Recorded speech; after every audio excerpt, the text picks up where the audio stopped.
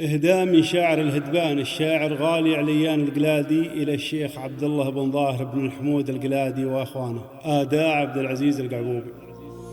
أهل السد المنيع اللي ما باح الوقت سده، محتمينه من سطركم بس الأمو بالنزاري، يا حمول الخيل يوم ان المعارك مستجده، يومها بمصقلات الهند وسهم وشباري، كم عقيد من فعايلكم يدق القاع خده، لو صمل للفعل ضده كل مقدام انتحاري، لو صمل للفعل ضده كل مقدام انتحاري.